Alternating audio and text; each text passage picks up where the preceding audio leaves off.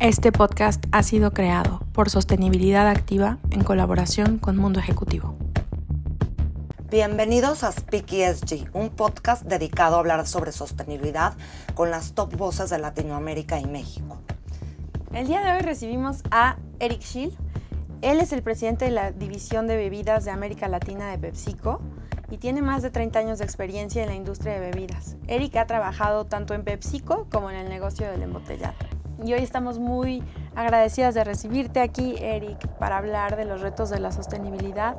Definitivamente contar con alguien con tu trayectoria va a enriquecer muchísimo esta visión que queremos traer desde Speak ESG. Así que muchas gracias por aceptar la invitación y estar aquí con nosotros. No, gracias Aranza, gracias Jessica por invitarme y bueno, listo para compartir aquí con ustedes lo que hemos aprendido. Claramente el tema de sostenibilidad, un tema que está mucho más de moda hoy y que ha venido avanzando muchísimo y que nos ha tocado reinventarnos y aprender muchísimo en los últimos años. Así que listo para compartir lo que les pueda compartir y lo que he ido aprendiendo en estos últimos años. Y ahorita que hablas de moda, justo me surge esta pregunta, Eric. ¿Se te hace que es una moda? Mira, no, claramente llegó para cambiar, ¿no? Es interesante, está de moda por decir que está en boca de todos, ¿no? Pero claramente a mí me ha tocado vivir, digamos, el proceso de cómo ha venido cambiando el tema sostenibilidad. Y en los últimos, un tema que cuando yo entré a la compañía no existía, ¿no? Imagínate, entré en los 90s. Y en los últimos 15 años ha venido acelerando y yo diría que los últimos 5 años el proceso ha sido exponencial en el tema de ser parte de la agenda nuestra y de la agenda empresarial y de la agenda país y de la agenda comunidad. Entonces, no, ya no es una moda, llegó para quedarse y cada vez está más en las venas de todo, está intrínseco ya, ¿no? Cada vez, y eso, bueno, es parte de lo que hay que venir trabajando, ¿no? Cómo se vuelve parte intrínseca de los procesos. Y justo tú que lideras todo este sector de Latinoamérica y que tú sabes que Latinoamérica es bastante complejo, ¿cómo es que cada región ha ido, bajo tu experiencia, ido implementando cuando hay tantos contrastes en cómo ven y viven la sostenibilidad? Cada región de estas que lideras, tú como líder, ¿cómo es que has experimentado y vivido la sostenibilidad? Mira, es un proceso súper interesante, ¿no? Claramente en Latinoamérica tenemos de países de todo nivel o diferencias culturales, ¿no? Hablamos el mismo idioma, tenemos la ventaja de hablar el mismo idioma, incluso con los brasileños nos entendemos bastante bien. El tema es que hay diferentes niveles culturales de cómo ha llegado la sostenibilidad en cada uno de ellos, ¿no? Pero los niveles no solo cambian por país, sino cambian por tipo de empresa, si es internacional, si es privada, si es pública. Y también cambia dentro del mismo país, dentro de las comunidades, ¿no? Hay comunidades que han hecho esfuerzos mayores. Por ejemplo, yo soy guatemalteco y el lago de Atitlán, las 12 comunidades alrededor del lago hicieron un proyecto hace como 10 años y empezaron ellos como comunidad empezaron a cambiar cosas porque el gobierno no les daba digamos, el governance y las empresas que estaban alrededor, empresas, digamos, locales, tampoco hacían mucho esfuerzo. Empezaron a hacer un esfuerzo y hoy por hoy son de las comunidades más avanzadas en Guatemala en cuanto a la gobernanza detrás de todo lo que es sostenibilidad, para proteger el lago, que era su fuente de vida y de trabajo y de desarrollo, ¿no? Entonces, sí hay muchos niveles. Yo te diría que mi experiencia ha sido muy interesante porque claramente tienes desde países como México, que ha venido avanzando en su agenda, quizá de los más adelante en Latinoamérica, Costa Rica, que siempre se ha caracterizado por ser de avanzada, quizá de los países que no solo como gobierno, sino como comunidad y comunidad empresarial han venido avanzando muchísimo. Y tienes Colombia, que también ha hecho un esfuerzo interesante. Todavía no entiendo cómo Colombia está ahí. Me imagino que debe haber algo entre comunidad y gobierno. ¿Ahí dónde? En ese nivel, en el nivel que está Colombia, que me parece que si agarras de mi experiencia, puedo estar muy equivocado, y no quiere decir que los demás no estén haciendo nada, sino todos van avanzando, pero mi experiencia es que en Colombia, Costa Rica y México van avanzado mucho más en todo lo que es regulación y gobierno, ¿no? Entonces, eso ayuda mucho. No sé si ha venido del gobierno, de la comunidad, pero como comunidad total se nota un avance mayor que en otros países.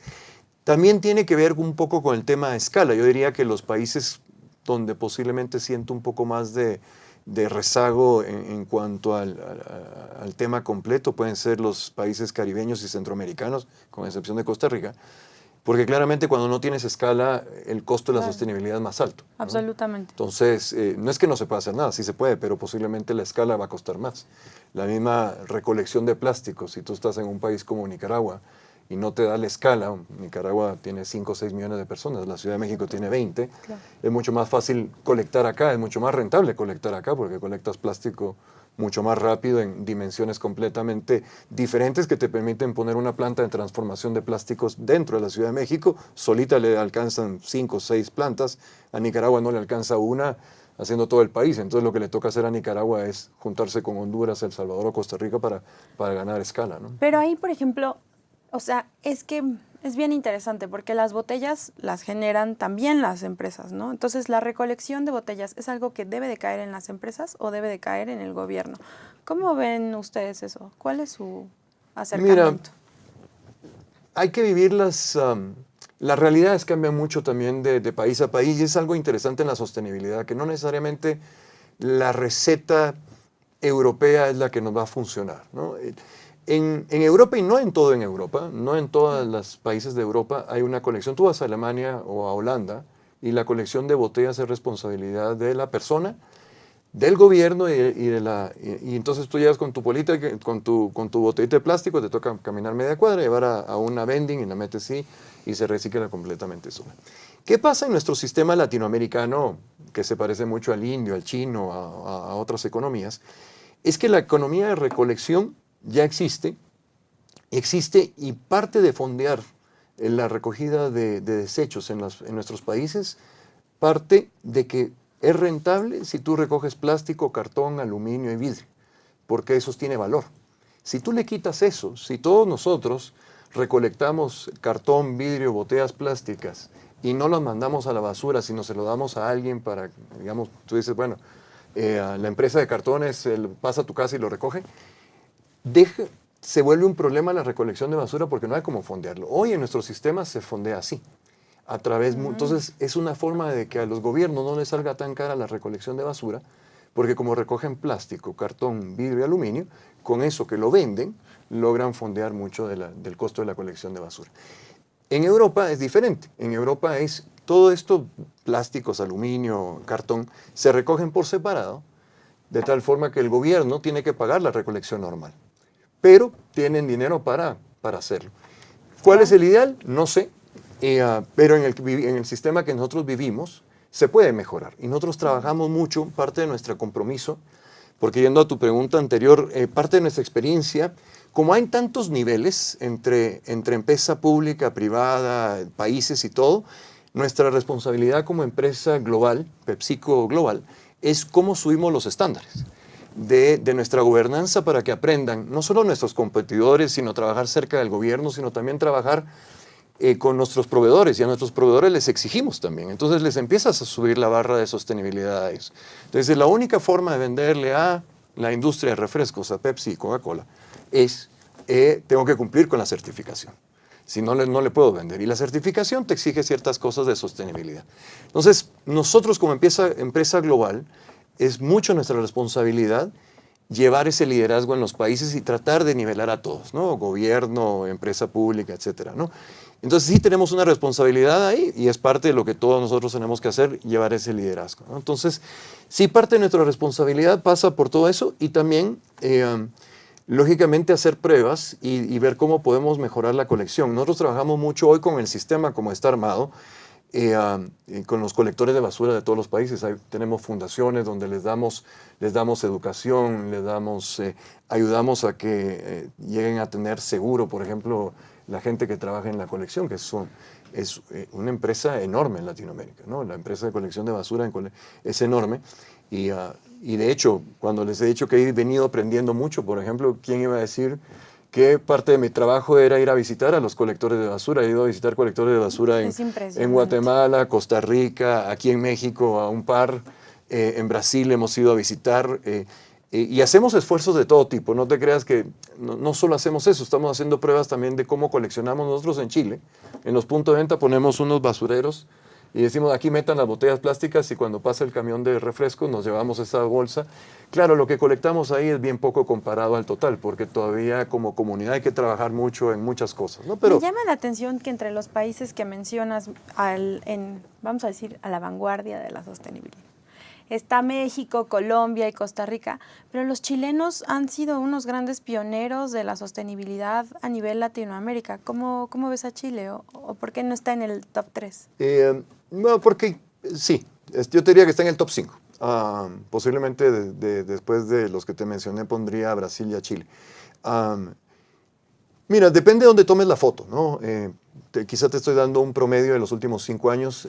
Chile es bastante estricto en ciertas regulaciones y la comunidad está más avanzada, la comunidad empresarial, la comunidad en general, que varios países de Latinoamérica. En algunas cosas se han venido retrasando y hasta ahora están llegando ahí.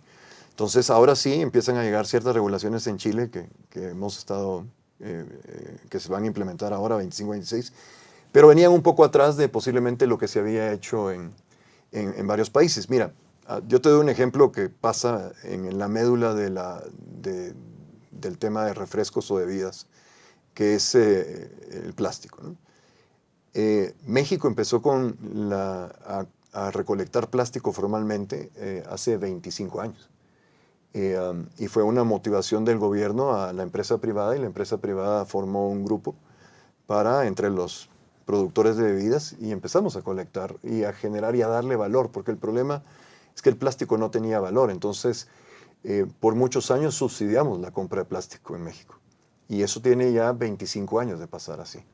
Brasil también empezó un programa similar hace como 20 años, y también, entonces hoy, por ejemplo, en México se colecta más del 60% del plástico que se usa en la industria de bebidas, ya se viene de regreso.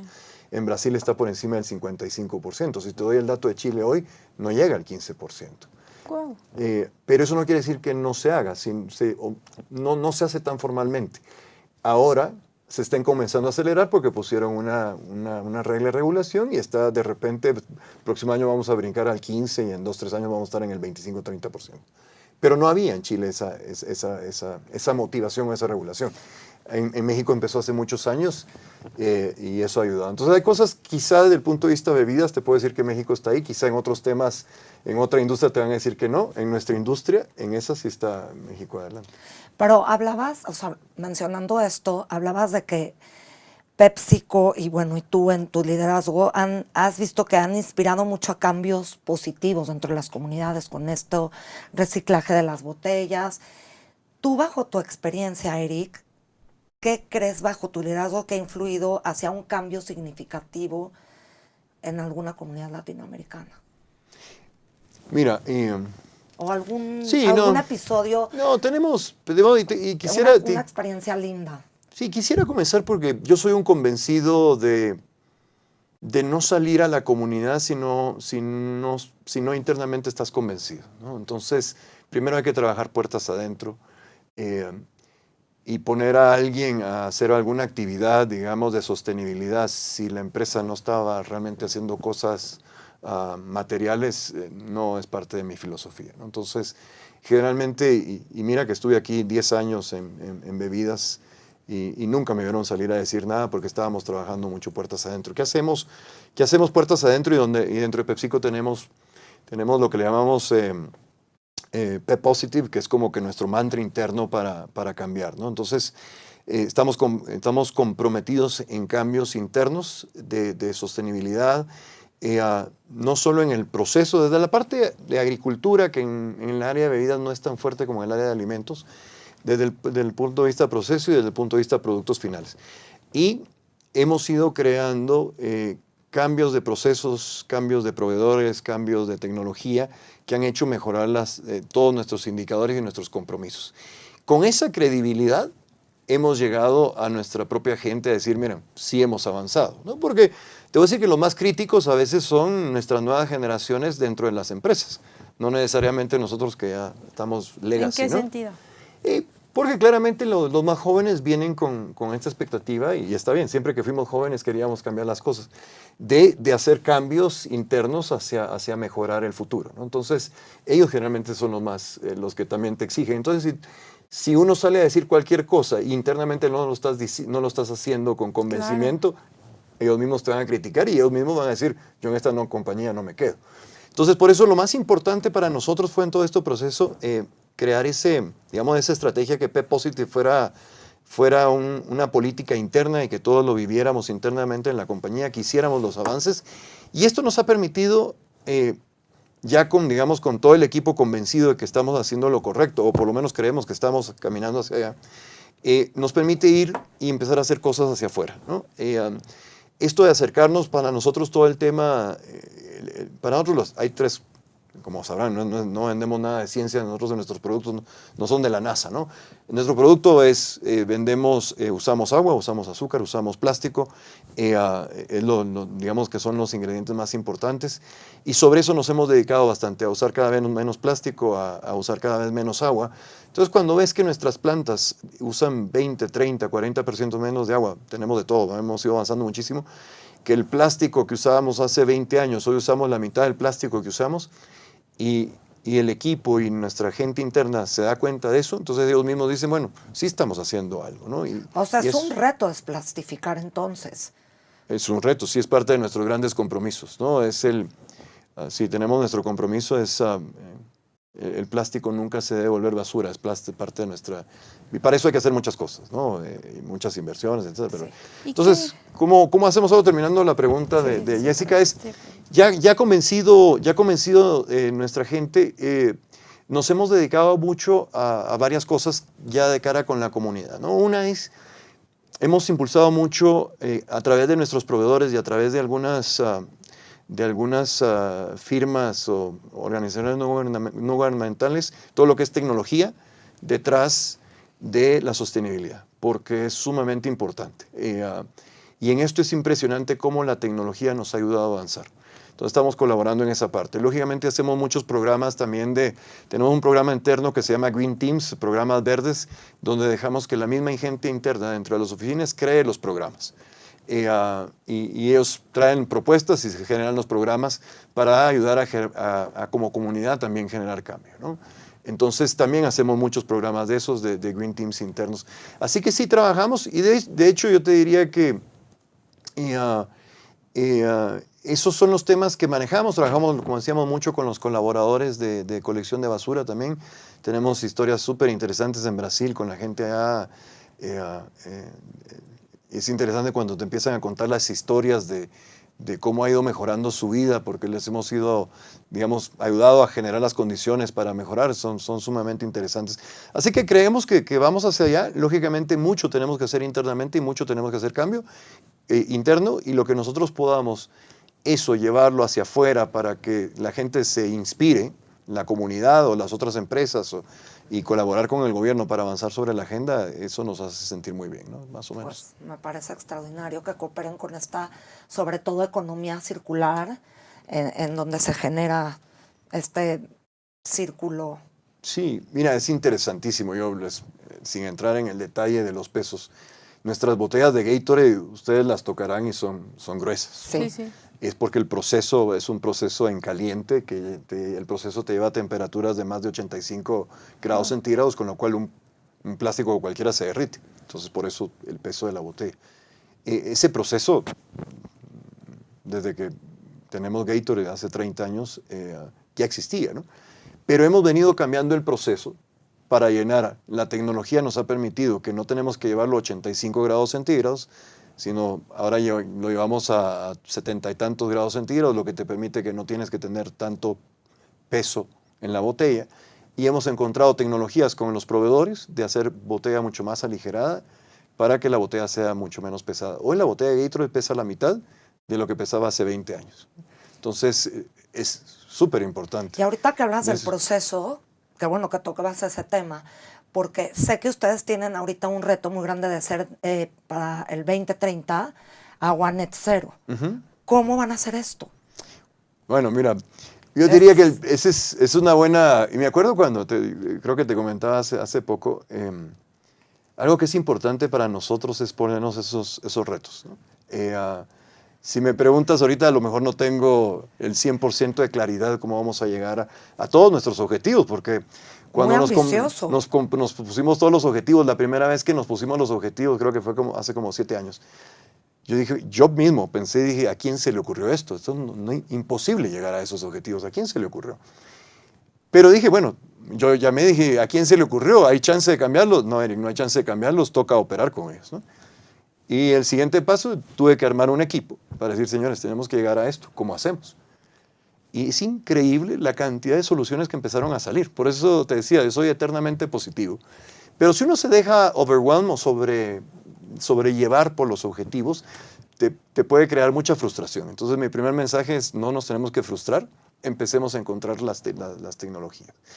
Y es increíble lo que hemos avanzado para llegar ahí. Así que, mira, es interesante, en el mismo consumo de agua o el mismo consumo de plástico, consumo de agua, el mismo hecho que a lo mejor no teníamos objetivos tan claros, eran objetivos de eficiencia, no nos hacían ser lo más eficiente posible. Cuando nos ponemos con esto, hemos logrado bajar solo en los últimos 4 años cerca del 30% de consumo de agua, ¿no? En plástico seguimos reduciendo el consumo de plástico 10-15% en los últimos 2-3 años, fuera de los primeros, digamos, de las primeras ajustes que se hicieron. Entonces siempre nos acompaña la tecnología y te voy a dar cosas que parecen pequeñas y son grandísimas, ¿no? En agua, por ejemplo, cuando tú dejas de producir un producto y cambias de producto, tienes que lavar la línea porque si no te va a salir el producto de sabor a naranja, te va a salir con sabor a uva, ¿no? Claro. Lógicamente tienes que darle pues lógicamente, ¿qué hacíamos? Agua, ¿no? Como lavar platos, ¿no? Sí, claro. En la casa también hay que ser bastante más conscientes.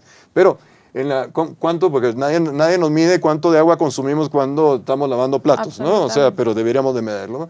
Pero por suerte las compañías, y es nuestra responsabilidad hacerlo, vamos adelante y entonces tenemos todas las mediciones.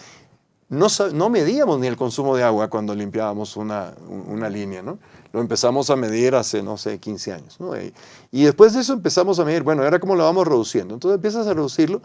Y hoy, por ejemplo, hay un proceso apoyado por la tecnología que le llamamos un cleaning in place, que cuando yo comencé, imagínate, había que llenar de agua todos los tanques. Ahora no, ahora se llenan de vapor y usas mucho menos agua y eso hace que se esterilice Además. en lugar de... y es un mejor proceso, más limpio y no usas agua. O sea, o el uso del agua es mucho menor. Se optimizó. Entonces, se optimizó, increíble. Entonces dices, bueno. O por ejemplo, el consumo de energía eléctrica. Las bodegas que usamos nosotros para guardar los productos tenían lámparas como las que tenemos acá, ¿no? Hoy no. Hoy dijimos, ¿y por qué en el techo, en lugar de tener lámina oscura, no ponemos lámina transparente en varias líneas? Y no necesitas tener las luces encendidas durante el día porque con la luz solar se enciende. Entonces, claro, ahora tenemos unos sensores que si ahí está muy nublado, pues sí se encienden, ¿no? Pero si no, con las ¿cómo se llama? Las láminas transparentes empiezas a usar mucho menor energía eléctrica. Entonces, imagínate, o sea, son cosas pequeñas, pero cuando empiezas a sumar todas esas ideas, hemos logrado ir reduciendo el consumo de agua y el consumo de energía y el consumo de plástica. Y son transformadoras, que eso es lo más Y son importante. transformadoras y a veces son ideas que uno piensa, no sé, en cosas grandes, pero a veces son cosas pequeñas que te van enseñando la misma gente que opera, ¿no? Y qué interesante porque, o sea, desglosas el negocio de una forma muy simple, pero también bien relevante, ¿no? Agua, que es el reto de aquí en adelante. Agua, plástico, que es uno de los males que más están aquejando al mundo porque no sabemos qué hacer con tanto. Y azúcar, que también es un tema durísimo porque las plantaciones de azúcar generan son uno de los problemas medioambientales más grandes, ¿no? Sí. ¿Qué hacen en ese aspecto? Porque hemos tocado los primeros dos. Sí. Y mira que ¿tú dices en el de azúcar específicamente o en los tres? O sea, bueno, en los tres ya vimos que están haciendo esfuerzos significativos para reducir el plástico, que igual me gustaría saber si tienen alternativas, o sea, justo con la ayuda de la tecnología, ver si hay alguna alternativa al mismo, o han encontrado que su viabilidad es poca, y en la agricultura. No, si quieres mira, en el de plástico nos hemos metido muchísimo porque claramente usamos mucho plástico, ¿no? Hoy por hoy ha habido todo un tema de comunicación de la responsabilidad sobre el plástico. nadie dice nada del aluminio, ¿no? ¿Por qué nadie dice nada del aluminio? La respuesta es sencilla, porque el proceso para reciclar aluminio existe desde hace toda la vida. El aluminio es muy fácil reciclar. Lo que pasa con el plástico es que no había la tecnología. Hace 20 años o 30 años no existía la tecnología para reciclar el plástico. Hoy existe la tecnología para reciclar el plástico. Entonces, de aquí a futuro, el plástico de las botellas no te debiera parecer tan malo, porque va a ser lo mismo que el aluminio. Todas las botellas se pueden reciclar hoy. Hoy todo el plástico que usamos en las botellas se puede reciclar. De hecho, hoy, como nosotros el plástico lo usamos para un producto alimenticio, tiene que ser un plástico de alta calidad. Nuestros plásticos hoy, no todos regresan a ser botella, porque la mayoría lo usan los textiles. Toda la ropa que usamos hoy tiene plástico. Y las textileras usan mucho los plásticos que salen de la colección de... Entonces tú agarras una playera de la selección mexicana, hecha por Umbro, no sé quién está patrocinando hoy la camiseta, bueno, de cada país tiene su diferente playera, vienen con plásticos reciclados. Entonces mucho por ejemplo en los supermercados tú puedes comprar fresas, por ejemplo, que vienen en una cajita plástica muy delgadita, esa viene de plástico de botella reciclada. Lo que pasa es que esa publicidad no se hace. Ahora, ¿cuál fue el problema? Y no es que hoy estemos haciendo bien y antes hacíamos mal, es que la tecnología para reciclar el plástico de las botellas que usamos llegó muy tarde y eso creó, digamos, este ruido. Quizás sin la presión, a lo mejor se hubiera tardado más. Qué bueno que vino la presión porque hoy por hoy la mayoría del plástico se recicla y se vuelve botella. Entonces hoy, por ejemplo, tú ves una botella acá si agarras una botella de Pepsi Black de 600 mililitros, el 100% de la botella es plástico reciclado. Quiere decir que ya fue botella más de alguna vez y posiblemente varias veces. Entonces, ese es un camino. ¿Qué hacemos con los proveedores externos? Lo comentaba antes, nosotros a todos les pedimos certificación, procesos, y en el tema del azúcar tienen que pasar por una certificación donde tienen que regirse por las mejores prácticas. Los temas de certificación también son temas interesantes porque primero le exige ciertas cosas y tú dirías, bueno, pero no hemos resuelto todo el tema de los cañeros. No, y muy seguramente no. Pero la certificación te va subiendo el nivel y les va exigiendo cada vez más. A mí no se me olvida cuando empezamos con la certificación, recibí la llamada de un amigo, que básicamente es un amigo cañero, en Guatemala hay mucha caña, y me dice, oye Eric, yo le vendo a tu competencia, pero me está pidiendo un certificado. ¿Será que les vendo a ustedes? No, le dije, mira, yo también te voy a pedir el certificado. No hay forma de que nos vendas a nosotros. Si quieres seguir en el negocio, tienes que hacer el certificado. Ah, bueno, me va a tocar invertir. Te tocará invertir. Y así que es parte de nuestro proceso. Siempre hay certificados y los certificados cada vez van subiendo el nivel. Conforme vamos encontrando como comunidad las soluciones y qué le podemos exigir, o qué técnicas o qué procesos le podemos exigir a nuestros proveedores, van subiendo el nivel, ¿no? No tenemos todas las respuestas tampoco, ¿no? Nosotros en el área de alimentos también tenemos algo que se llama Demo Farms, que también les explicamos a la gente que le compramos las papas, las patatas, cuáles son los procesos que tienen que seguir con los cultivos para asegurarnos que usen la menor cantidad de agua. O sea, ahora, ¿los esfuerzos resuelven todo? Muy posiblemente todavía no, pero vamos hacia allá, sí, ¿no? Ese es un poquito. Lo bueno que va pasando es que vas digiriendo poco a poco.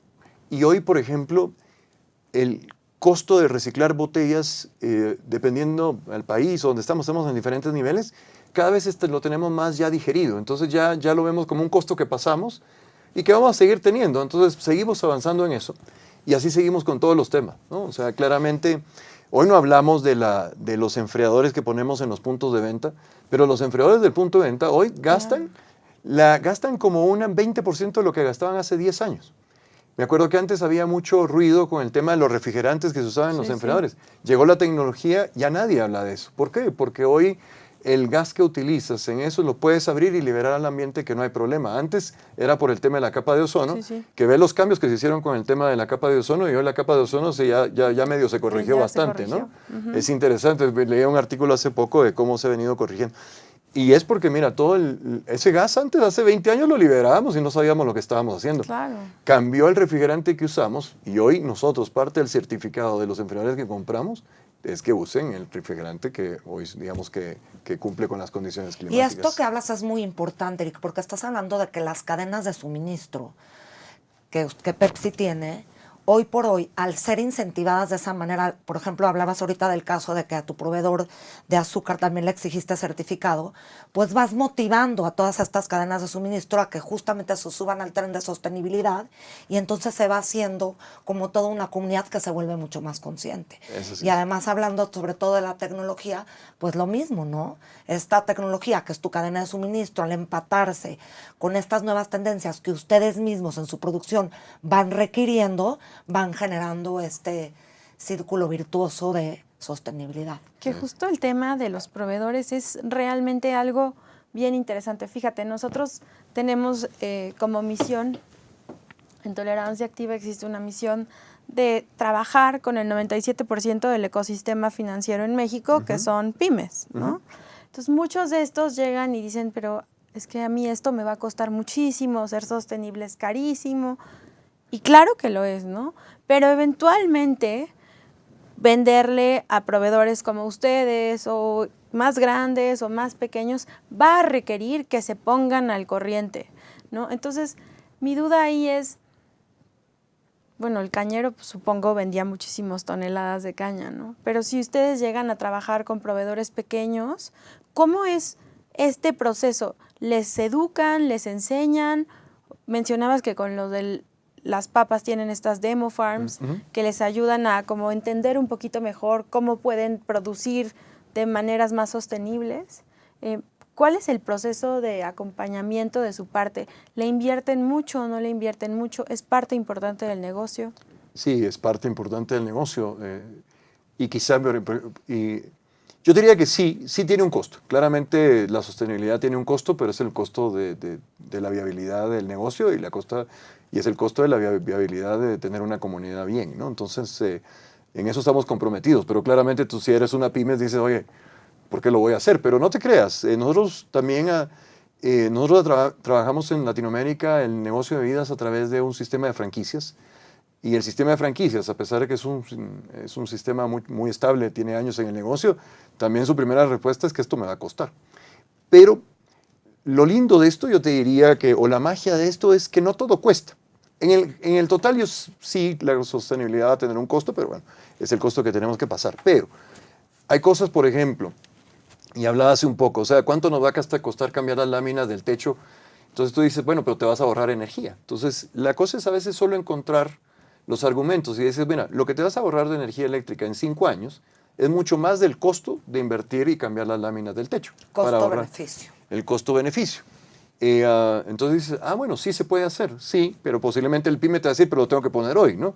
Y es ahí donde a veces también nosotros aportamos, apoyamos y para motivar y provocar e inspirar que hagan cambios, a veces nosotros nos comprometemos un poco más, incluso con nuestros socios franquiciados, que son socios grandes, pues no son empresas enormes, ¿no? O sea, nuestro socio en Brasil es Anheuser-Busch, o sea, no es un socio chiquito, ¿no?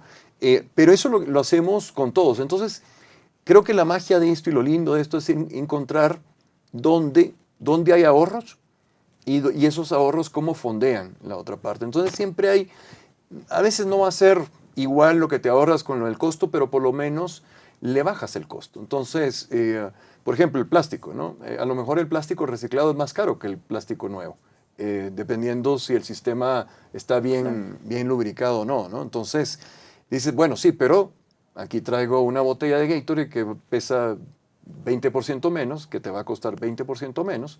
Con ese ahorro, en lugar de que se vaya a la bolsa, invirtámoslo en otra cosa. Claro. Entonces, ahí es donde vas encontrando. Entonces, yo te diría que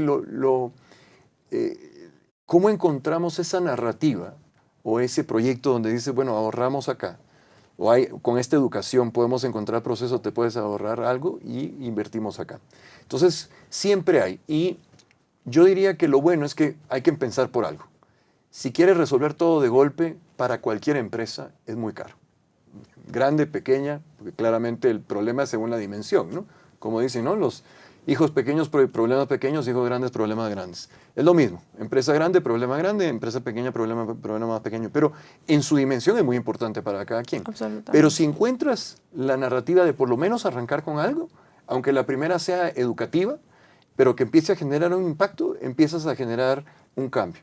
Y es ahí donde se empieza a generar el cambio en todo. Entonces yo creo que sí se puede hacer claramente y lo tenemos que hacer. Y tiene un costo, sí, pero hay cosas que nos salen un poco más baratas, digamos, y ese puede ayudar a fondear la otra parte. O sea, Eric, estás afirmando que entonces, o sea, le podrías decir a nuestros escuchas que definitivamente la sostenibilidad es una inversión. La sostenibilidad, bueno, la sostenibilidad más que es una inversión, bueno, es una inversión claramente para el largo plazo, ¿no? Definitivamente sí. Yo diría que no sé cómo llamarle, es una responsabilidad, es el costo de hacer negocio. O sea, yo creo que de ahora en adelante, así como decimos, si vas a poner un negocio, los impuestos es parte de hacer el negocio, no es que te los vas a brincar, ¿no? Pones un negocio, hay que pagar impuestos. Pues hay un impuesto que se llama sostenibilidad para ser viable, ¿no? Y tiene muchas facetas, sí, desde el costo de educar a la gente, desde el costo de invertir en algunas cosas por delante y a lo mejor después hay ahorros. Y hay costos en hacer cosas que son un poquito más caras, sí, sí. Claramente lo que me parece a mí que no puede pasar es, no podemos arreglar un problema que a lo mejor venimos acumulando por 30 años de un día a otro, porque Claro, entonces 100%. el costo pasa de 0 a 100 y lo que vas a hacer es, digamos, limitar la viabilidad de ciertas compañías. Entonces, si nos tardamos 30 años en hacerlo, pues lo tenemos que corregir en el menor tiempo Sí. posible, pero no nos tardemos 30 años en corregirlo. Pero no lo puedes hacer en un año. Entonces yo creo que es hacer ahí. pequeñas acciones. Yo creo que si vas subiendo de a poquitos o de a pocos o de steps, digamos, porque no necesariamente son poquitos los steps, cada paso que das hay que darlo y hay que empezar a darlo. Entonces sí es una inversión y tiene costo, pero hay formas de irlo haciendo, ¿no? Hay una pregunta que yo te quería hacer, perdón, Aranza, desde hace rato, porque claramente pues eres un líder, eres un líder muy importante en una compañía pues modelo, y quería pasar un poquito a la G, a la gobernanza. Yo también le quería preguntar de eso. ¿Cómo es que tú incentivas y tienes estos equipos o esta cohesión dentro de tu liderazgo para que todos los empleados realmente tengan como la camiseta puesta? Porque sí he notado que en este tipo de empresas, Eric, hay una fórmula para que toda tu gente siempre esté contenta, se ponga la camiseta Pepsi y haga todo en equipo para que la empresa realmente cumpla con todos sus objetivos. ¿Cómo haces esto, esta magia? Bueno, pues tú dices referente a la sostenibilidad. Y sobre todo a tu gobernanza, porque pues la gobernanza claramente entra dentro de la sostenibilidad al ser tú un líder que cumple con ciertos criterios para que tu gente esté contenta, para que tu gente esté cohesionada, para que tu gente se sienta parte del equipo, para que no haya tanta rotación de turnos, porque claramente un buen líder hace que estas cosas pasen. Bueno, mira, te voy a contestar de cerca de la sostenibilidad, porque si no nos podemos abrir muchísimo. Sí, pero mira, lo que creo que es muy importante es, las empresas normalmente estamos organizadas por silos y cada quien tiene su responsabilidad, ¿no? El de producción es responsable de esto, el otro, el de ventas de esto, el de legal de cuidar la compañía. Entonces, cada quien tiene su responsabilidad preestablecida. Una organización que a lo mejor está anclada en cómo se desarrolló el contexto empresarial hace 70, 80, 100 años. El contexto nuevo, porque cuando hablas de sostenibilidad no hay un departamento de sostenibilidad. O si lo hicimos así, que así empezó, no necesariamente es lo correcto, porque la sostenibilidad toca todos los puntos en la organización. Así es. Entonces, ¿cómo haces que una empresa que está armada, si quieres, en silos, porque al final se están interactuando, ¿no? Pero que cada quien tiene su responsabilidad clara y generalmente con una responsabilidad de hacer ese departamento lo más eficiente posible? Y de repente aparece sostenibilidad y dice, bueno, ¿y yo por qué? ¿No? O sea, bueno, yo le puedo, en producciones, si quieren sostenible, voy a sacar un producto más caro. El de venta va a decir, pues yo voy a vender menos, ¿no? Entonces, si no haces un proceso de gobernanza interno donde todos estén involucrados detrás del mismo tema y cómo cada quien colabora y decir, bueno, efectivamente va a subir el costo en este producto y el de ventas dice, bueno, o el de marketing dice, bueno, sí, efectivamente, pero ese producto a lo mejor era el que daba más margen o ese producto, ¿por qué no empezamos por este producto que a lo mejor este sí lo soporta, ¿no? Y este no. Entonces, hay formas de empezar a hacerlo, ¿no? Entonces, pero tiene que ser una gobernanza total y creo que parte de lo que tenemos que hacer como compañías es trabajar en esa cultura de sostenibilidad donde sea un tema integral. El área de sostenibilidad, que sí hay un área de sostenibilidad en la mía, es más un comité, no es una persona haciendo cosas por su lado, ¿no? No es una persona yendo a visitar, no sé, algunas ONGs, no. Es cómo esa está integrada en el equipo y cada quien tiene su responsabilidad de cara a ese objetivo grande, ¿no? Es una forma diferente de trabajar, ¿no? Porque también cuando temas, por ejemplo, productividad, todos esos temas que cruzan demasiadas fases, hay que trabajarlas de esa forma y me parece que eso es lo importante. No, la sostenibilidad no es responsabilidad de una persona y es como la cadena de valor la atas completamente, ¿no? Porque tiene que venir desde el diseño del producto, ¿no? Porque si el diseño del producto está hecho para no ser sostenible, pues, toda la cadena no va a funcionar. Entonces tú tienes que revisar el producto y revisar desde el diseño, con lo cual tú dirías, bueno, R&D está metido en la sostenibilidad. Sí, claro, R&D es el primero. Si no, nunca hubiéramos podido sacar un proceso diferente para producir Gatorade, por ejemplo. Qué importante. ¿No? Justo es algo que tiene que cambiar en las empresas, que se deben de dar cuenta que no es que tienen ahí a su gente de sostenibilidad, no. Es algo que se tiene que respirar en el modelo de negocios, porque de lo contrario no hay una visión a largo plazo, ¿no? Así es totalmente integral, ¿no? Yo te diría que cuando ves el área, a lo mejor varias áreas están mucho más hoy integradas en el tema de sostenibilidad, pero operaciones, por ejemplo, la parte productiva es crítica, pero tiene que estar integrado mercadeo, ventas, R&D, todo el desarrollo de productos. Si no, no funciona, porque lo primero que te van a decir claramente, si tú le dices al consumidor, ¿qué botella te gusta más? ¿Esta de Gatorade o esta? Ah, no me gusta más. Entonces el de mercadeo va a decir, bueno, esta botella no, entonces no podemos cambiar de botella. Exacto. No, a ver, ¿por qué no? Quítale esa botella y el consumidor, así va a venir Gatorade ahora. Ah, bueno, está bien. No, porque el consumidor también es bastante castigador. Si tú le dices, oye, pero esta trae más plástico y esta trae menos plástico, no, a mí no me importa, dame la de más plástico. Oye, pero ¿y la responsabilidad? No, esa es tuya. No, pero me estás diciendo que te gusta más esta, ¿no? Entonces, al consumidor también hay que... Dicen que el consumidor no sabe, no sabe lo que no conoce, ¿no? Por eso siempre está la historia del telex y el fax, ¿no? Que lo primero que salió fue el fax y lo testearon y a la gente no le gustó y ganó el telex. Y por 20 años no tuvimos fax hasta que alguien dijo, no, hay que probar ahora con el fax. Pero ese tipo de cosas es donde empieza un poco el criterio. Cuando le metes el marco de sostenibilidad y dices, ¿pero por qué le tengo que dar la botella más pesada? No, porque eso fue escogió el consumidor. No, a ver, testémosla, solo la botella, que no es la más pesada. Y el consumidor te dice, ah, bueno, si solo esa opción me das, está bien también. Entonces dices, bueno, ¿podemos tomar la decisión? Sí. Y es ahí donde tienes que cambiar. Por eso tienes una cadena completa, ¿no? Donde todos tienen que tomar una parte, si no, es muy complejo. Y esto hace mucho eco a lo que mencionabas antes de que saliéramos al aire, que es bien importante incluir a las comunidades y tener como todo esta inteligencia colectiva en cómo ellas se perciben, cómo llevan su día a día, porque es tener esto en cuenta en la forma en la que se hacen los negocios es crucial para que un negocio prospere, ¿no?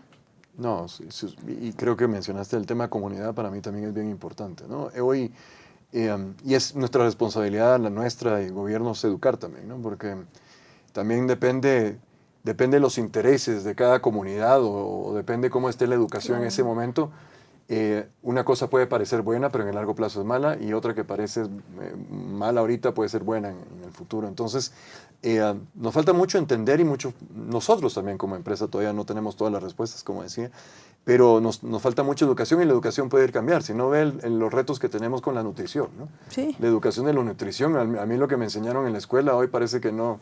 Depende, cada 5 años cambia, ¿no? Ese triangulito que me enseñaron a mí en la escuela, cereales. Ya es obsoleto, ahora resulta claro. que yo mismo ya no como algunas cosas de ese triangulito porque tengo la información. La educación, y conforme vamos entendiendo cómo trabajar en nuestras comunidades y qué realmente lo que realmente tiene impacto bueno, sobre todo para el tema de sostenibilidad, ha ido cambiando y va a seguir cambiando. Entonces creo que la educación es sumamente importante y estar muy atados con las comunidades y gobiernos es sumamente importante porque posiblemente hoy hay cosas que tienen mucho más volumen que otras, pero esas que tienen mucho más volumen no necesariamente son las que nos van a afectar después, ¿no? Entonces, yo creo que hay retos mucho más interesantes. Ahorita, lógicamente, para nosotros todo lo que es agua, plástico, son de hoy de sumamente importancia, pero tenemos el tema de emisión de gases, que también es un tema sumamente importante y que no lo entendemos todavía al 100 también. Así creo que tenemos que trabajar mucho con la comunidad, tenemos que trabajar mucho en la educación, es nuestra responsabilidad con el gobierno de ir encontrando las cosas, ¿no? Así que bueno, hay mucho trabajo, pero lo malo de esto es que también, al igual que la nutrición, va cambiando, ¿no? Va cambiando porque se va encontrando, se va entendiendo cada vez mejor lo que hacemos. Claro.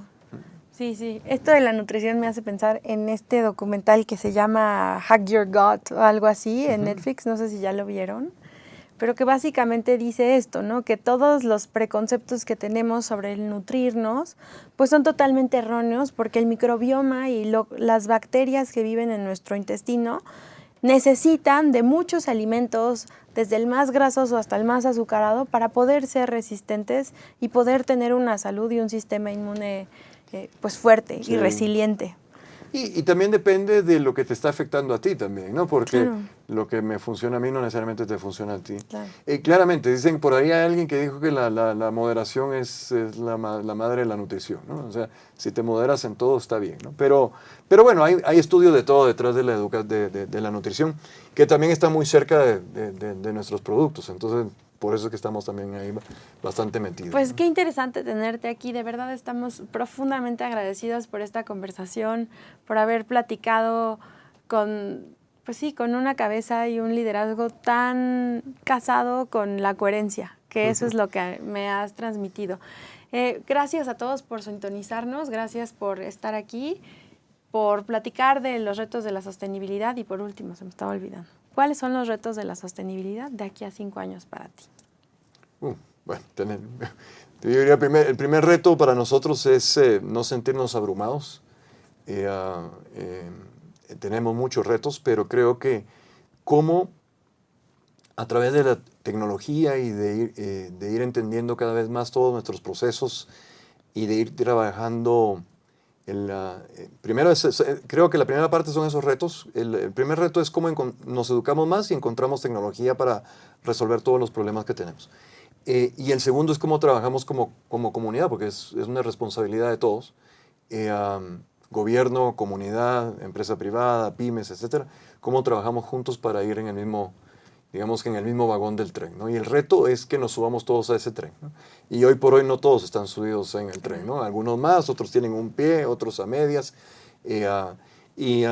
Y cómo metemos en todo esto también al consumidor, ¿no? Nosotros también como consumidores, cómo nos involucramos más. Es un gran reto, ¿no? Yo creo que ese es el gran reto para los próximos 5 años, pero cada año salen nuevos retos, así que yo diría que lo más importante es no sentirnos abrumados. Creo que vamos a encontrar las soluciones y vamos a salir adelante, ¿no? Pues eso no significa no hacer nada, by the way. Hay que hacer mucho, no hay que esperar que venga del cielo, ¿no? Va a llegar, pero lo tenemos que buscar, ¿no? Ese es parte de nuestro reto. Pues muchas gracias a todos y los vemos en nuestro próximo podcast. Gracias a todos por sintonizarnos. Sigamos hablando de los retos de la sostenibilidad. Gracias. Gracias, Jessica. Este podcast ha sido creado por Sostenibilidad Activa en colaboración con Mundo Ejecutivo.